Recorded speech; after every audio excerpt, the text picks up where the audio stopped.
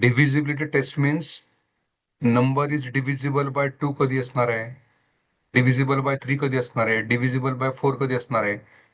म्हणजे जे नंबर आहेत, लेट्स से फ्रॉम 1 to 11 म्हणू आपण, की दिलेला नंबर या नंबरने डिव्हिजिबल कधी असणार आहे.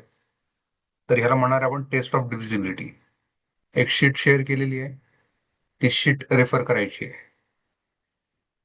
आता नंबर सिरीज हा जो टॉपिक आहे, हा एक थोडासा आपण रिवाइज करूया. एचसीएफ आणि एलसीएम या दोन गोष्टी आपण केलेल्या आहेत.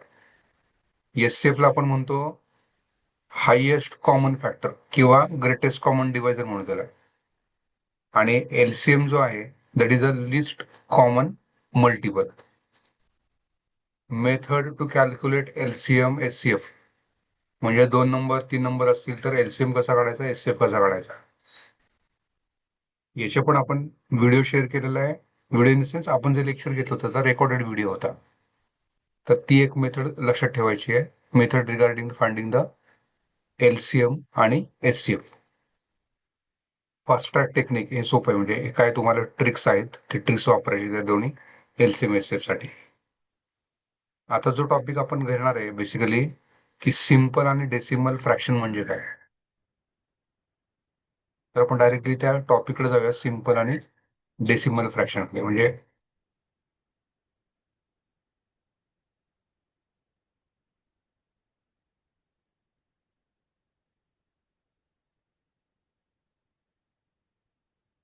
पुस्तकात काही थोडेसे एरर आहेत, but most of the example जे पुस्तकामध्ये दिलेली आहेत ते त्यातलीच तुम्हाला विचारते, वेगळं काही विचारणार नाही. नंबर सिरीज आपण सिलेबसचा भाग आहे. You can see here he number series म्हणजे शेवटचा पार्ट आहे सिरीज टेस्ट मधला. नंबर सिरीज काय, a sequence of number written from left to right in certain pattern. To solve the question on series, काय, we have to detect or find the pattern that followed in the series between the consecutive. तर आता सिरीजचे type काय काय काय आहेत. म्हणजे समजा आपल्याला दिलेलं आहे की पहिला नंबर 7 आहे, दुसरा 11 आहे, तिसरा 13 आहे, 17, 19. मग पुढचा नंबर काय आहे, याला अशा टाईपचा जो पॅटर्न आहे त्याला काय म्हणणार आहे मी, सिरीज म्हणणार आहे. आणि मग या सिरीज मधली काय करतो आपण basically, we have to detect the pattern. म्हणजे हा पॅटर्न काय आहे तो आपल्याला समजून घ्यायचा आहे. तर पहिली सिरीज जी आहे त्याला म्हणणार आपण prime number series. The number which is divisible bye 1 and itself. म्हणजे असा नंबर की ज्याचे डिवायझर काय 1 आहे आणि तो स्वतःच आहे, तर आपण म्हणणार आहे प्राईम नंबर. आणि the series form by using prime number ला म्हणायचं प्राईम नंबर सिरीज.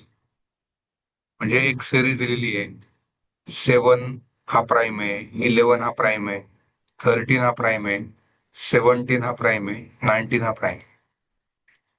आता गिव्हन सिरीज काय, हे सगळे कॉन्सिक्युटिव्ह प्राईम आहेत. म्हणजे 7 नंतर 11च हा प्राईम येतो, 11 नंतर 12 येतं पण 12 प्राईम नाही, म्हणून पुढचा काय तर 13 आहे. So 13 is a prime. 13 नंतर 14 प्राईम नाहीये, 15 नाहीये, 16 नाहीये, मग डायरेक्टली 17 प्राईम आहे. 17 नंतर नंबर येतो 18, पण 18 असल्यामुळे 19 कडे गेलो आपण, आणि 19 हा प्राईम. तसंच करायचं.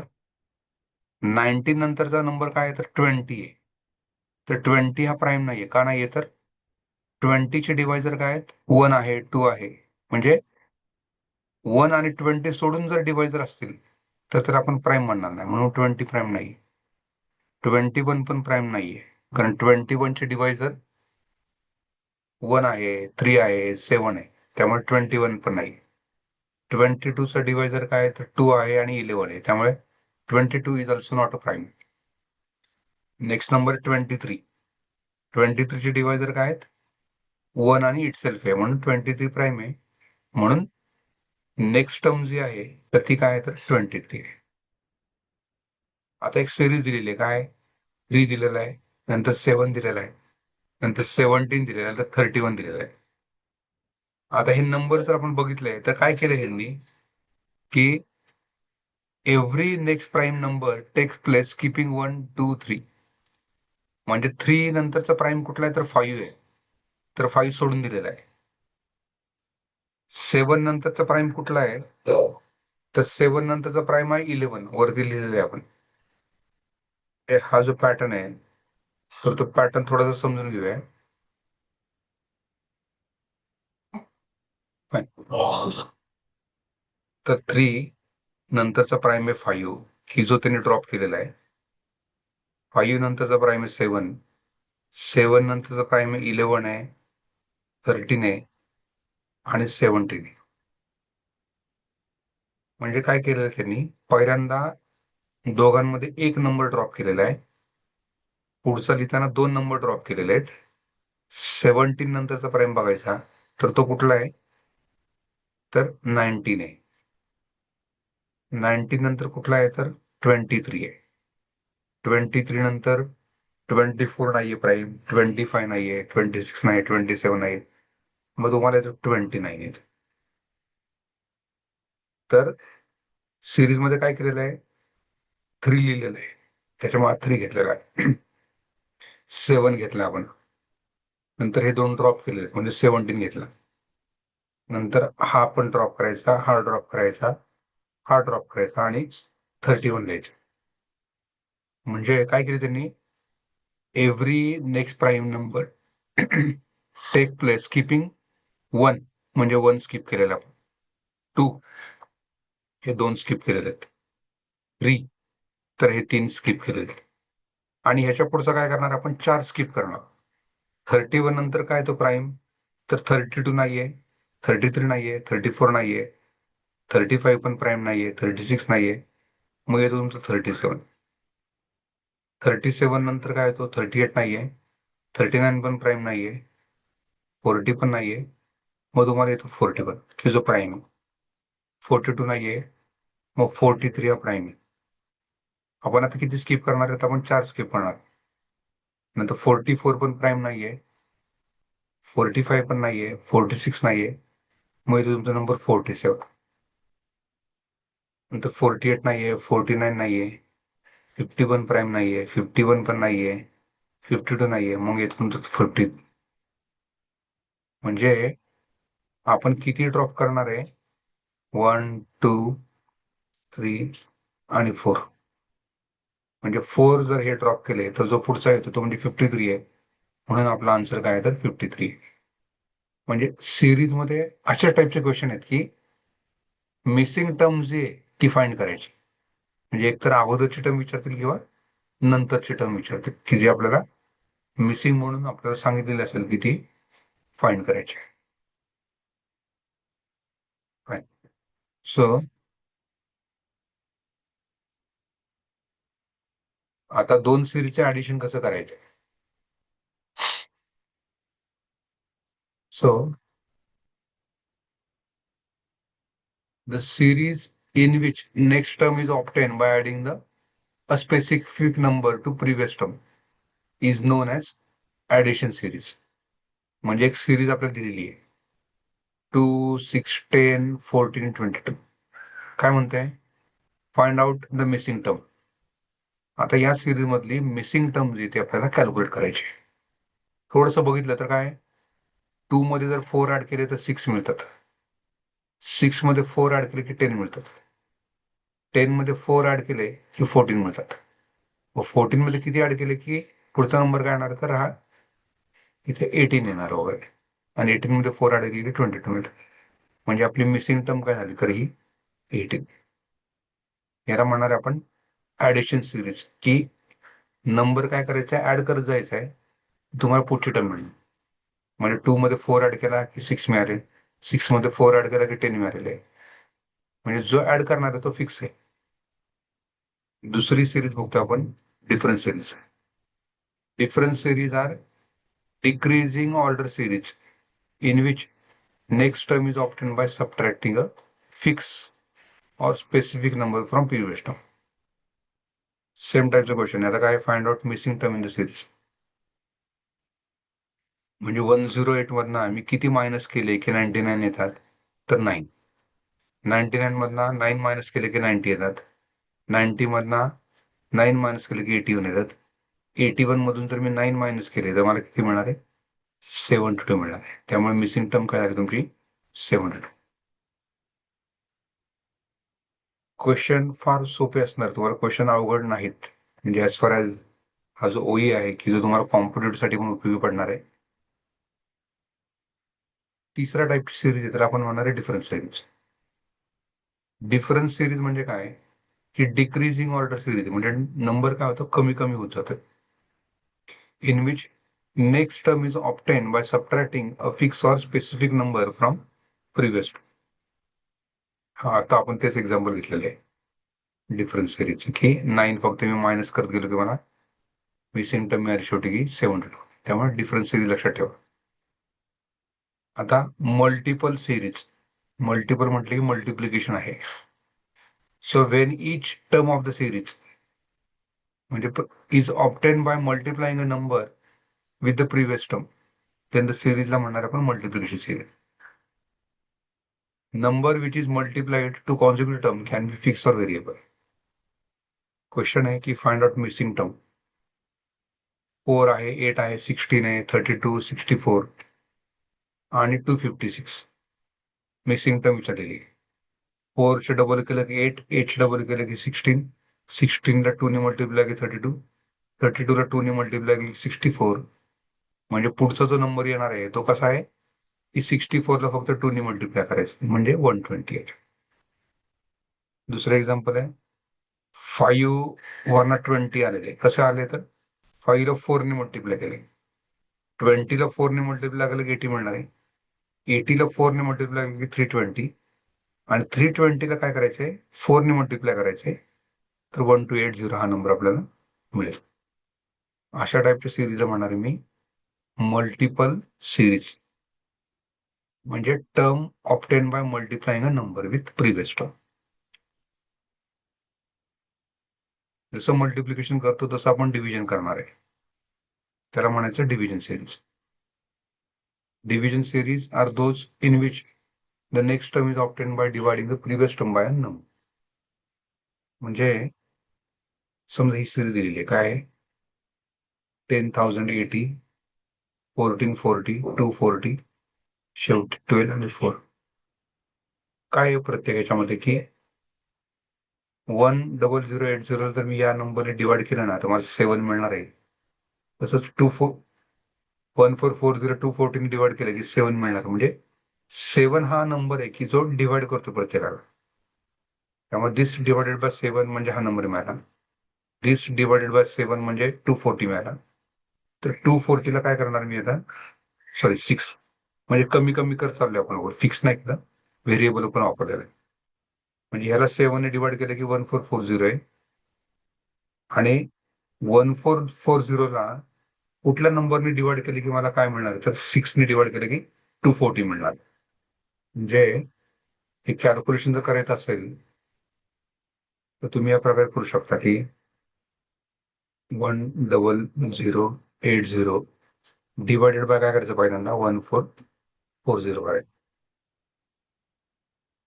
आणि जो व्हॅल्यू तुम्हाला येते ती व्हॅल्यू कशी येते ते मी तुम्हाला सांगतो, म्हणजे तुम्हाला तिथले तिथे लगेच लक्षात येते कॅल्क्युलेशन कशी केली.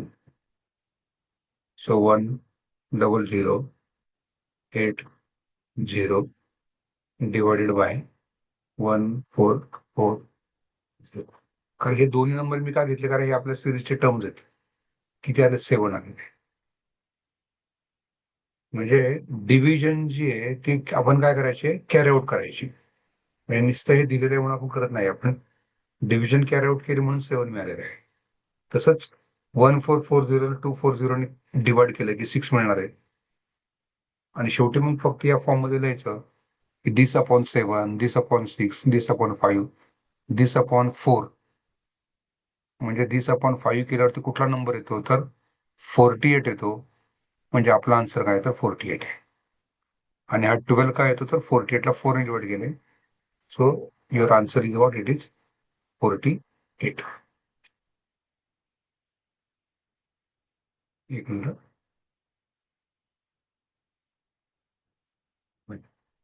एक पुढचं एक एक्झाम्पल बघू दे, याच्यामध्ये पण मिसिंग टर्म आहे. क्वेश्चन आहे की find out missing term in the series. मग सिरीज दिलेली आहे. 512 ला कितीने डिवाइड केले की 216 येतात, 2 ने डिवाइड केले. 216 ला कुठल्या नंबरने डिवाइड केले की 72 मिळतात, तर 3 ने. म्हणजे काय केलं इथे, 2 3 2 3 हा पॅटर्न चालू आहे. ते 122 ला 2 ने डिवाइड केले की 36 आणि 36 ला 3 ने डिवाइड केले की 12. म्हणजे फिक्स नाहीये. आपल्याला पॅटर्न जो आहे तो लक्षात आला पाहिजे. 6व्या टाईपची सिरीज तर आपण म्हणणार आहे स्क्वेअर सिरीज. एक्झाम्पल बघू. Find out the missing term in the series. तर 4 16 36 64 144. आता 4 काय, 2 चा स्क्वेअर आहे. 16 4 चा स्क्वेअर आहे. 36 चा 6 चा स्क्वेअर आहे. 64 हा 8 चा स्क्वेअर. म्हणजे हे सगळे इव्हन नंबर आहेत. 2 4 6 8. पुढचा इव्हन नंबर काय तर 10. त्यामुळे मिसिंग टर्म काय तर 10 चा स्क्वेअर म्हणजे 100. Find out missing term in the series. 1 4 9 16 25 14. 1 म्हणजे 1 चा स्क्वेअर आहे. 2 चा स्क्वेअर, 3 चा स्क्वेअर, 4 चा स्क्वेअर, 5 चा स्क्वेअर. म्हणजे मधला काय तर 6 चा स्क्वेअर, दॅट इज 36. म्हणजे मिसिंग टर्म ही तुमची 36. कॉम्पिटेटिव्हला अशा टाईपचे क्वेश्चन विचारतात की सिरीज दिलेली आहे, मिसिंग टर्म काढा. वरची सिरीज आहे त्याच्यावरूनच ही नवीन सिरीज मिळवलेली आहे, त्याला म्हणायचं n² + 1 सिरीज. क्वेश्चन आहे find out the missing term in the series. आता सिरीजचा पॅटर्न पहिल्यांदा समजून घ्यायचा. 10 कसं लिहिता येईल तर 3² + 1. 17 लिहिता येईल मला 4² + 1. 26 लिहिता येईल 5² + 1. म्हणजे n² + 1 हा जो फॉर्म आहे, त्या फॉर्म मधली ही आपली सिरीज आहे. त्यामुळे 37 नंतरचा नंबर काय असणार आहे तर 7² + 1 म्हणजे किती, 50. So 50 is our answer. Find out the missing term in the series. पहिलं 122 आहे. म्हणजे 122 म्हणजे काय, 11 चा स्क्वेअर + 1 आहे. 145 म्हणजे काय, 12 चा स्क्वेअर 144 असतो +1 खाली 12² + 1. 170 म्हणजे 169 + 1, तर 169 म्हणजे 13 चा स्क्वेअर आहे. 197 म्हणजे 14² + 1. म्हणजे पुढचा नंबर हा 225 असणार आहे. म्हणजे +1 म्हणजे 226. सो 15² + 1. So this is our answer. जसं n² + 1 वाली सिरीज तशीच n² - 1 वाली पण सिरीज. ऍडिशन करायच्या ऐवजी डिफरन्स घ्यायचा, एवढंच फक्त डिफरन्स. पुढची सिरीज आहे n² + n. म्हणजे 12 कसं लिहितं मला 3² + 3. 20 लिहितं मला 4² + 4. 30 मला लिहिता येईल 5² + 5. 42 लिहिता येईल 6² + 6. म्हणजे पुढचा नंबर हा 7² + 7. आणि 7² + 7 म्हणजे काय तर 56. हे 7 + 7 झालेलं आहे, तर 49 + 7 आहे म्हणून 56 करेक्शन येते. जसं n² + n आहे तसंच n² - n वाली सिरीज. त्यामुळे सिरीज हा काय फार अवघड असा गोष्ट नाहीये. जसं n² ते तसं n³ आहे. म्हणजे हा काय 1000 म्हणजे 10चा क्यूब आहे. 8000 म्हणजे 20चा क्यूब आहे. 27000 म्हणजे 30चा क्यूब आहे. हे सगळे क्यूब आहेत म्हणून हा पॅटर्न असा आहे. 10 cube, 20 cube, 30 cube, 40 cube, 50 cube, 60 cube. Missing term काय तर तुमची 60चा क्यूब, म्हणजे पुढचा नंबर विचारलेला आहे त्यांनी इथे, म्हणून तो 60चा क्यूब म्हणजे 216000. आता या n क्यूब मध्ये फक्त एक 1 ऍड करा, तुम्हाला n³ + 1 ची सिरीज मिळेल. 1 मायनस करा, तुम्हाला n³ - 1 ची सिरीज मिळेल. तसंच n² + n वाली जशी होती तशीच n³ + n वाली सिरीज आहे. n³ - n वाली सिरीज आहे. हा, आता हा जो पार्ट आहे हा महत्वाचा आहे, की याला म्हणणार आहे आपण अल्टरनेटिंग सिरीज. आता इन अल्टरनेटिंग सिरीज सक्सेसिव्ह टर्मचा अर्थ काय होतो, की 15 नंतर 14 येतो, म्हणजे सक्सेसिव्ह टर्म आहे. इन्क्रीज अँड डिक्रीज अल्टरनेट, म्हणजे 15 नंतर काय झालं, 14, म्हणजे हे डिक्रीज झालेलं आहे, पण पुढचा नंबर लगेच इन्क्रीज झालेला आहे. त्याच्या पुढचा नंबर डिक्रीज झालेला आहे, त्याच्या पुढचा नंबर इन्क्रीज झालाय, डिक्रीज झाला. म्हणजे इन्क्रीज आणि डिक्रीज जे आहे हे काय होतं, तुमचं अल्टरनेट चालू आहे. सो इन्क्रीज अँड डिक्रीजिंग काय अल्टरनेटिव्ह, म्हणून याला आपण म्हणणार आहे अल्टरनेटिंग सिरीज. तर याच्यात काय विचार त्यांनी की it is a combination of two series, म्हणजे अशा सिरीज मध्ये एक सिरीज असते, दोन सिरीजचं कॉम्बिनेशन आहे. Two different operations are performed on successive term alternatively. म्हणजे आपण जर इन्क्रीजिंग वाले टर्म पहिल्यांदा लिहिले, इन्क्रीजिंग टर्म हिअर. आता इन्क्रीजिंग वाले टर्म कुठले आहे, 15. 15 नंतर काय आहे, 19 आहे, मोठा नंबर. 19 नंतर काय, 23 आहे. दुसरं काय तुमचं 14. 14च्या नंतर काय तर 11. 11 नंतर काय 8 आहे. म्हणजे ह्याच्यातून मी 3 मायनस केला तर 11 मिळतो. 11 मधून 3 मायनस केले तर 8 मिळतात. 15 मध्ये 4 मिळवले की 19 मिळतात. 19 मध्ये 4 मिळवले की 23 मिळतात. म्हणजे हे दोन पॅटर्न आपल्याला मिळालेले आहेत. म्हणजे 8 आहे, म्हणजे 8चा नंतरचा नंबर काय असणार आहे, तर या 23 मध्ये मला 4 मिळवायचे, म्हणजे 27. म्हणून इथे 27 आहे. म्हणून 27 काय तुमची ही नेक्स्ट टर्म. हे क्वेश्चन लक्षात घ्या, क्वेश्चन सोपे आहेत, जे एखाद्या कॉम्पिटेटिव्ह एक्झामला येतात त्या टाईपचेच क्वेश्चन तुम्हाला इथे विचारतात. आता हा जो पार्ट आहे की अरिथमॅटिक प्रोग्रेशन म्हणजे काय आणि जॉमेट्रिक प्रोग्रेशन म्हणजे काय. प्रोग्रेशन कुठल्या फॉर्म मधलं, ए प्लस डी, A+2D, A+3D. इथं असतो पहिल्या टर्मला आपण म्हणजे फर्स्ट टर्मला ए म्हणायचंय, आणि दोन टर्म मधला जो डिफरन्स असतो त्याला म्हणायचं कॉमन डिफरन्स, तो डी. आणि सिरीजची जी nth टर्म असते तर त्याचा फॉर्म्युला आहे A+n-1 टाइम डी. म्हणजे एक एक्झाम्पल आपण बघूया. समजा काय आहे, 359, 365, 371. फर्स्ट टर्मला मी ए म्हणणार आहे. दोघांचा जर मी डिफरन्स घेतला 365 मायनस 359, तर डिफरन्स आहे तुम्हाला 6, म्हणजे डी आला 6. म्हणजे या सिरीजची किती टर्म विचारलेली, 10th, म्हणजे यांची व्हॅल्यू मी 10 पुट करणार, म्हणजे T10. ए म्हणजे फर्स्ट टर्म ती तुमची 359 प्लस एन किती आहे, 10 आहे, त्यामुळे 10 n-1 म्हणजे 10-1 डी तुमचा 6 आहे. म्हणजे माझी व्हॅल्यू आली 359, 10-9 इंटू दी 6, म्हणजे तुमची 359 plus 54, 13, this is what your 41 किती इथं आन्सर. त्यामुळे तुम्हाला लक्षात आलं पाहिजे की सिरीजच्या टर्म मध्ये दोन टर्म मधला जो डिफरन्स आहे तो फिक्स आहे, म्हणून त्याला म्हणणार मी कॉमन डिफरन्स. म्हणजे असं नाही की बाबा इथे डिफरन्स 4चा आहे आणि इथं 5चा आहे, तसली सिरीज म्हणजे त्याला अरिथमॅटिक प्रोग्रेशन म्हणत नाहीत. जसं अरिथमॅटिक आहे तसंच काय आहे तर जॉमेट्रिक आहे. म्हणजे इथं आपण डिफरन्स घेतो आणि इथं आपण डिव्हिजन करतो जॉमेट्रिक मध्ये.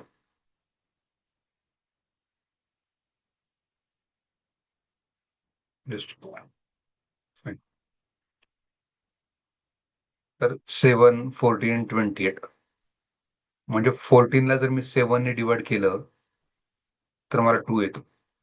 28ला जर मी 14 ने डिवाइड केलं तर 2 येतो. मग याला म्हणायचं कॉमन रेशो.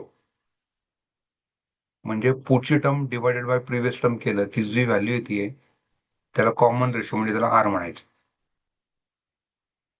आणि ही सिरीज असती, याची nth टर्म जी असते, तर फॉर्म्युला त्यांचा प्रिंटिंग मिस्टेक आहे. तर लक्षात ठेवा की Tn is equal to A R S T n. हा फॉर्म्युला कशासाठी जॉमेट्रिक प्रोग्रेशनचा. म्हणजे समजा मला ही सिरीज आहे आणि विचारले 10 टर्म विचारलेली आहे, तर मी काय करणार, T10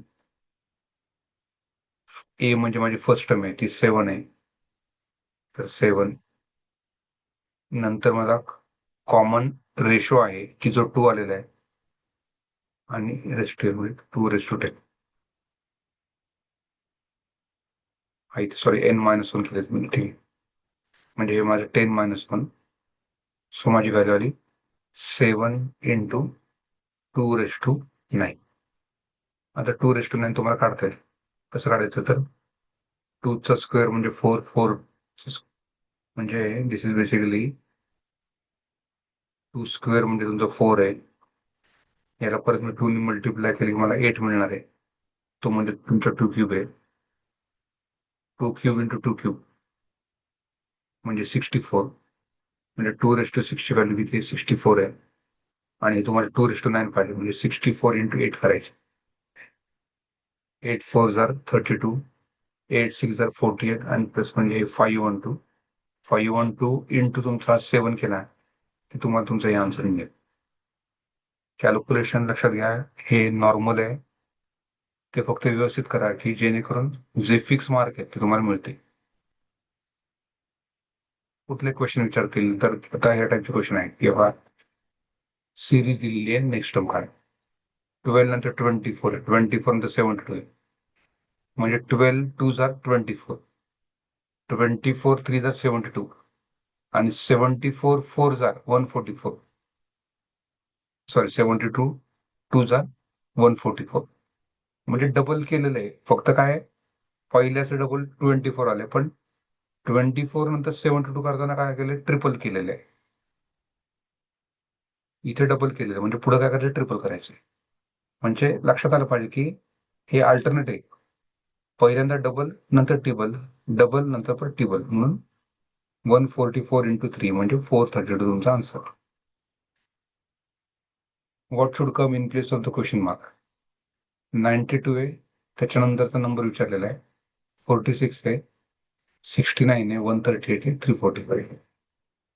आता इथं 2 टाईपची सिरीज आहे तुमच्याकडे. एक तुमची इन्क्रीज होतीये आणि एक काय होते, डिक्रीज होती.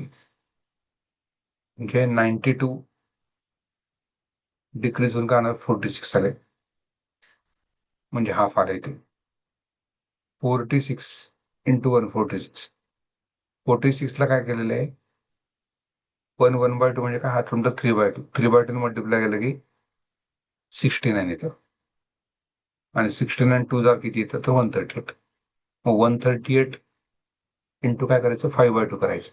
म्हणजे लक्षात घ्या, इथे पहिल्यांदा तुम्हाला हाफ वापरलाय, नंतर 3/2 वापरला, नंतर 5/2 वापरला. हा नंबर म्हणजेच काय तुमचा, दिस इज इक्वल टू 2 × 2 + 1 असं आपण लिहितो. म्हणजे त्याला आपण म्हणतो 5/2. तर 5/2 ने जर मल्टिप्लाय केलं 138 ला, 138 इंटू दिस 5/2 345 आन्सर आहे. त्यामुळे 46 काय तुमचा should come in place of the question mark म्हणून हा पाहिजे. ओके,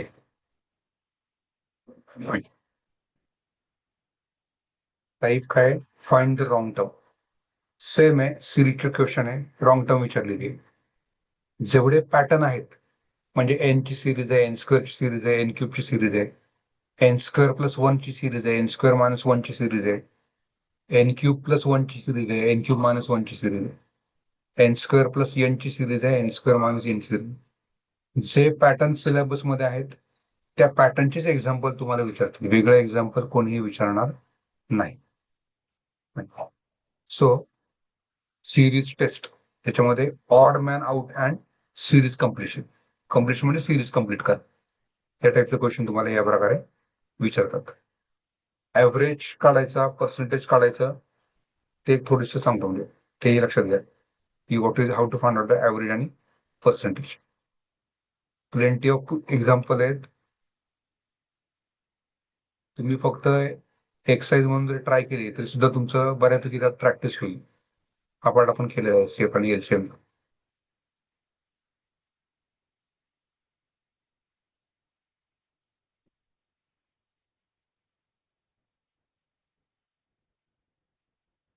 हा हा पार्ट सांगायचा राहिला होता की सिम्पल आणि डेसिमल फ्रॅक्शन.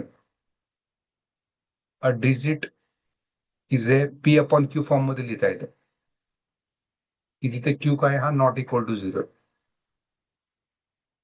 याचा अर्थ काय तर क्यू हा नॉट इक्वल टू 0 त्याला म्हणते फ्रॅक्शन. म्हणजे 1/2 हे फ्रॅक्शन आहे, 2/3 हे फ्रॅक्शन आहे, 1 पण फ्रॅक्शन आहे का, तर 1 मला कसं लिहिता येईल 1/1. 2 पण फ्रॅक्शन आहे का, तर 2 लिहिता येईल मला 2/1.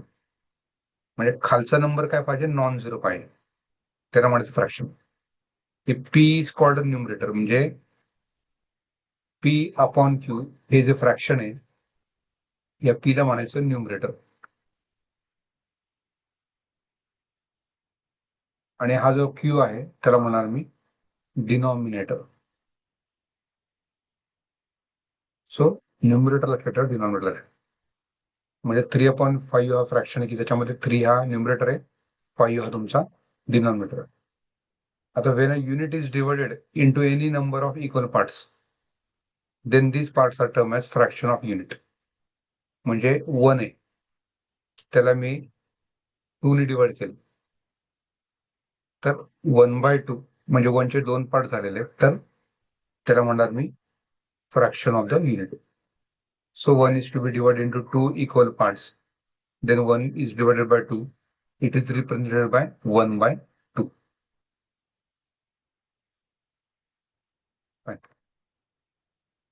सिंपल फ्रॅक्शन कशाला म्हणायचं, the fraction which has denominator other than power of 10. म्हणजे 10, 10² 10³ किंवा 10⁻⁻1 हे सोडून जे असतं त्याला म्हणायचं सिंपल फ्रॅक्शन.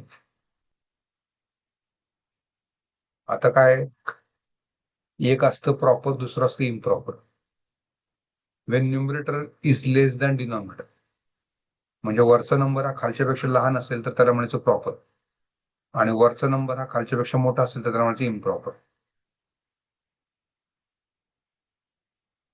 कंपाऊंड फ्रॅक्शन म्हणजे काय, की मिक्स आहे, की न्यूमरेटर आहे आणि डिनॉमिनेटर हा अजून एक फ्रॅक्शन. न्यूमरेटर फ्रॅक्शन आहे, डिनॉमिनेटर नंबर आहे. म्हणजे मिक्स जर असेल असं फ्रॅक्शन मध्ये फ्रॅक्शन, तर त्याला म्हणायचं कंपाऊंड फ्रॅक्शन.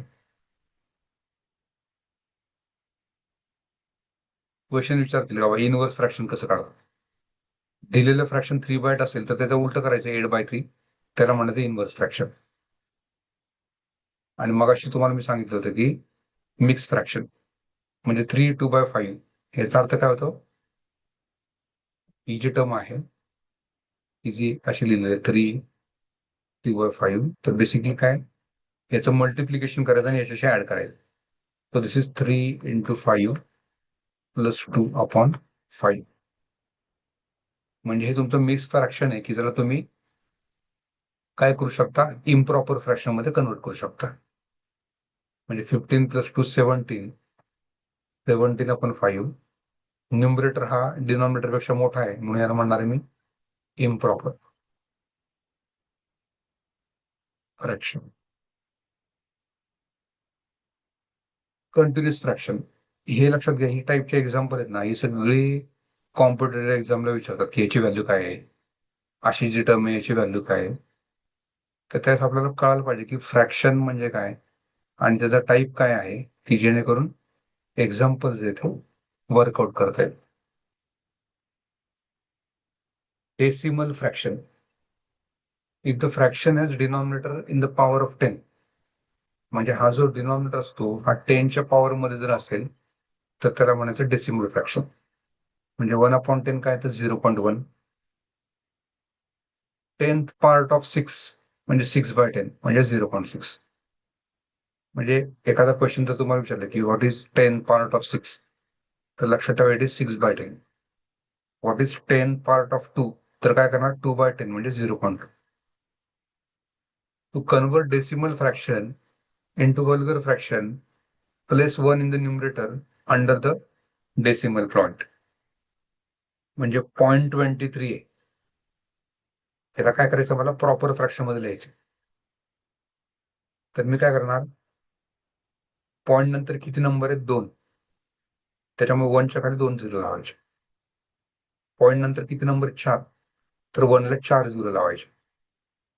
म्हणजे हे सिम्प्लिफिकेशन कळायला पाहिजे की आपल्याला, की ज्यावेळेस आपल्याला डेसिमलला ह्याच्यामध्ये कन्वर्ट करायचं, काय, प्रॉपर फ्रॅक्शन मध्ये. आता टाईप ऑफ डेसिमल फ्रॅक्शन काय आहे, म्हणजे 2/3 जर घेतला तर काय, त्यात 0.666 असा नंबर येतो. तर याला मी 0.6 बार म्हणणार, कारण सगळे नंबर रिपीट झालेले. 22/7 जर आपण डिवाइड केले कॅल्सियम मध्ये, तर असा नंबर येतो की ज्याच्यामध्ये हा जो नंबर आहे 14285 हा काय झाला, रिपीट झालेला आहे. रिपीट झाले की वरती फक्त बार लिहायचा. म्हणून याला म्हणणार मी रिकरिंग, की जे रिपीट होते. Pure recurring decimal fraction when all the digit in the decimal fraction are repeated after the decimal point. Decimal point नंतर सगळे रिपीट झाले तर त्याला म्हणायचं pure recurring.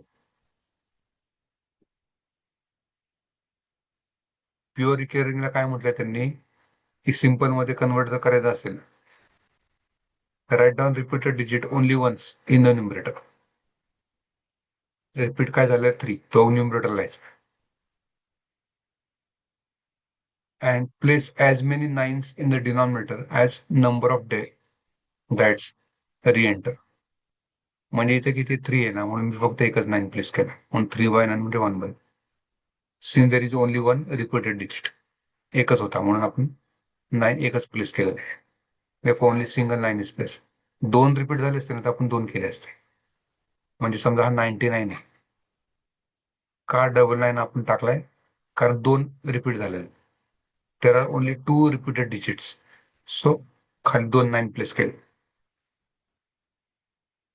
Important facts related to simple आणि डेसिमल फ्रॅक्शन. तर हे काही पार्ट्स आहेत, सोपे आहेत, म्हणजे ती लक्षात ठेवली तर तुम्हाला हे पाठ कळते. जेवढे डिटेलमध्ये कोणी विचारणार नाही, पण कमीत कमी आपल्याला हे माहिती